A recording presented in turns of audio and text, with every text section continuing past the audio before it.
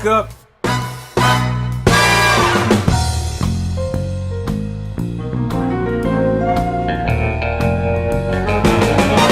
up 718.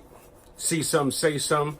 I'm Bob Banner, and I'm back with another live video. As always, please like, share, subscribe, hit the notification bell so you can be the first to get these videos. Speak up. Speak up. So today's video, we're going to be talking about the recent interview on Hot 97 with Ebro, the old man Ebro Jardins, and you know his whole team, and Mr. Kodak Black. Old man Ebro. Old man. And I want to start off by saying that I am not a fan of Kodak Black nor his music. I do salute the fact that, you know what I'm saying, he's Haitian. That's dope. You know what I'm saying? Because, you know, I'm Haitian, so, you know, I salute him for that.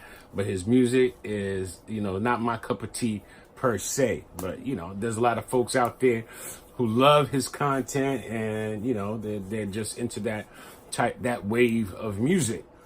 As far as the interview is concerned, though, you know, I watched it a few times.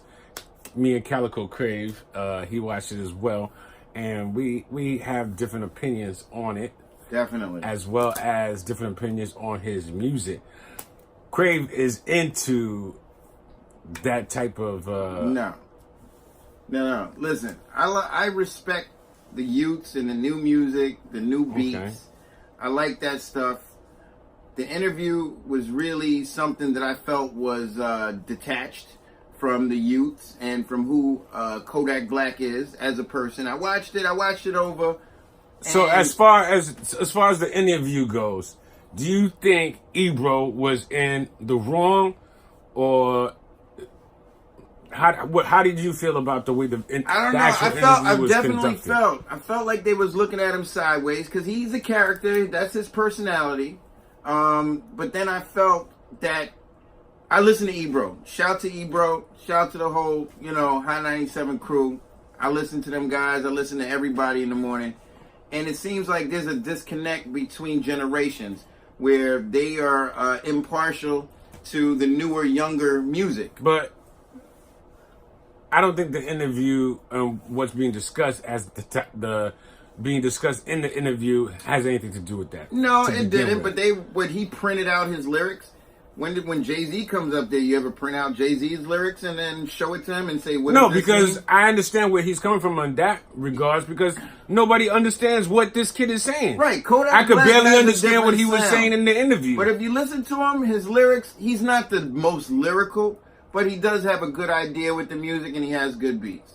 That's all. I mean, I just felt like at the end of the interview, Ebro, you don't bring up such sensitive topics and then kind of get on and I'm of the same generation, all right? I was in the Tunnel, Speed, any of that, all of that. Q Club. I've been 90s generation. Okay? I feel like now the older people on the radio are detached. When we were younger, they were on the radio. Now there's a whole generation 20, 30 years ago, and they're still on the radio, and I feel like they're very judgmental to the new music, which is more simple rap, simple, you know, beats, but that's the new generation. That's what's going on. I mean, I get that's what the new generation is on, but that still doesn't. And earlier, what y'all couldn't see or hear from our little video blog right now is what Crave was saying behind the scenes. Of pretty much he endorses Kodak Black, and he's saying that I like his music. And that I don't understand. He's like, he called me Ebro. He said I'm Ebro because I don't like Kodak Black because his stuff is simple. Listen, and I said, and my explanation to Crave was this: because I don't like something, that's just my opinion. I don't have to like it. Well, listen, I don't have to like it. And his argument was true or false. He's like, well, he sells a lot of records, right? So he has to be dope. Somebody likes it. Okay, fine. Listen. Some people don't like Pumas, and some people like Adidas. I personally like Pumas. That doesn't mean Adidas are better than Pumas. that just means that that's what I prefer to Listen, rock. Bob Banner, and I respect your opinion. Bob Banner is, he's great at breaking things down. But in this particular situation, let's get to the meat and potatoes of this video. Okay. I don't purchase anybody's music. I listen to it all on YouTube. I'll be honest. The only album that I really want to buy right now, if I could, would be that Locks album. But it's much easier to listen to on YouTube. Yeah, but okay. So let's use the Locks as an example. I like any beat and song that's good. Kodak has a good couple of songs you can listen to. Not generational music where I could listen to it all the time. But he's not trash. I feel like they treated him like he was a stepchild on the interview. I don't think so. I think so. And they were trying to get a dialogue going. But he's not that type of person. Because listen. What are you talking about? He's not that. So because he's not that type of person, they shouldn't try to get a dialogue from him. You're having an interview. You have to talk to him. He's a goon. Nah. At least anyway, the bottom line is, you bringing up his sexual assault. Well, what about that? I feel some kind of way about sexual assault. Well, how about this? How about any rapper you ever interview? Say, hey, Jadakiss, I feel some kind of way about selling drugs. Because, my aunt OD, I'm making this up. Why are you going to bring up something that's sensitive? Who knows if he did it? Who knows what the deal is? And talk about, when you come back up, we'll talk about sexual assault. But yo, bro. And I get what you're saying. He is old man Ebro. I get what you're saying, and maybe he could have delivered it differently. He didn't deliver it right. As a journalist or as an interviewer, you have to touch all topics. No, you don't. Yeah, you do. You can ask about it's it. It's an ongoing. That's what I said. Maybe the delivery could have been different, but he got to speak about it. No, I felt like from the jump. I felt like from the jump because Kodak was not answering questions and giving them super deep, all insight about his whole life. He's just simple. We know dudes like that. Yo, what you been up to? Nothing. How you been? All right. There's people that's like that just say things. I feel like, and I listen to Ebro almost every day. I feel like he doesn't respect the new music, which I'm not saying is all good. Well, but there's a generational gap between the hosts that are on these radio shows and the people that are making the music. The younger people, they're going to the club. They're not looking. Listen, Jay-Z's and all that stuff from the 90s, they're always going to be hot. But there's a new thing with what people say, identify with what younger people are going through. Okay, so what is he saying? What is he I don't know. Ebro printed it out. He's supposed to email me a copy. You listen to it. Anytime I'm in your car, this is the type of shit you listen to. So tell me what it's about. It's not about the music. He's just making some stuff. Okay, but you just made a point. It's not horrible. You just made a point and said that I'm not saying he's not the generational gap. He's not Kendrick Lamar. He's talking about the stuff that people are into. So what is he talking about? I still don't know what he's talking about. Because you don't. Maybe I should. So you listen to it. So tell me what it's about. He talks about what every other rapper talks about, which is doing certain things. But here, listen. This is not the point of this particular show. The point Speak Up, Say Something. No, the point is that we're speaking of. Ebro came at him a certain way. We feel some kind of way about sexual assault, allegedly. Why are you pressing the dude like that? He should have left. Why are you talking about that? Go bring up go ask what's his name from Dipset. Yo, how is that gun charge at the airport? How did you do that? How did you run out of the airport? My man, of course they would have to talk about it. No. But I was also listening I just disagree. I was also listening to some other guys talking about this interview, and it was like what they felt where these guys go wrong is when Fabulous was up there, nobody really talked about the situation that he was going through with, his baby moms. Yeah, they're biased to this particular gentleman. And listen, Kodak has songs with a lot of the new age up and coming rappers. Okay, he has platinum songs. I'm not saying that he has the dopest songs ever. He has some songs you listen to in the car. Earlier when we was talking, your whole defense was, but he's dope because he's selling a lot of records and everybody likes his music. The point is that that doesn't make you people dope. Are listening to it. So like a Tekashi 6ix9ine, he has issues, but he has some good beats and songs. If you could take away the person and not even know who made the song, like Rosenberg was saying, yo, keep the same energy. You're not keeping the same energy that you had a second ago. All I'm saying is, now you're not people even are using judging. Listen, I feel like Ebro, even Rosenberg, y'all are looking at him twisted because he doesn't have that flamboyant kind of personality. And he's 21. The guy is 21. Okay, I get that. So hey, Ebro, by the way, yeah, sex assault. You know what we did? Come on, bro. But in Ebro's defense, and I'm not taking up for Ebro. No, he tried to put, back up here listen, everything is alleged. You're going to say, come back up here and we'll talk about sexual assault and all that. That's implying that I'm guilty. No. Well, I'm going to trial. No, he didn't want to get into the specifics of the case because, so you're saying he should have not brought it up at all? No, he could touch on it. That's what he did. He didn't get into the weeds with it. He looked at him funny style when he asked him. I feel a way about, everybody feels a way about sexual assault. Guess what? I got a daughter too. Okay? Would I want to hear that? Nah. But at the same time, let this man handle his business. You don't do that with other rappers. You don't do it at other people you interview. Okay, well, that's a very good argument. That's what I'm saying. I hear that. But, and then after that, Trick Daddy had chimed in. And he said that, listen, he's a certified goon as well. Oh, well, how do you feel about Trick Daddy's music, Bob? I don't like it at all. And he's old school. I couldn't even tell you a Trick Daddy song. I think there was one, he had the wheels and the car that jumped. Anyway, bottom line, listen, I didn't really like the interview. I can understand how it went. It came off wrong. It was a situation. Right, but I think the bigger deal with these guys on these radios, okay, when we were younger at 21, they were there. Angie Martinez, Funkmaster Flex, all of them. Okay. Guess what? The rappers have changed, who are the ones that are hot now, but the conduit of playing the music has not. They're all still there. If you listen to satellite music, the younger people on there, they're got their ear to the streets. You know what I'm saying? And I just feel I don't think just because a bunch of people are doing. Have you ever heard that story? The saying, if everybody's jumping off the Brooklyn Bridge, you're gonna jump too. That's what you sound like. I'm not saying whenever you're discussing new music. That's always your argument. Your major argument is, but everybody likes it. Not everybody. It may be simple. It may be simple. They may never be saying nothing, but everybody likes it. They're making a lot of money. No, so it got to be dope. The point is, who likes it? There's a young generation. All right, so that's just like the younger generation. I could give you the argument that the younger generation has been dumbed down. They've been pacified by society and technology.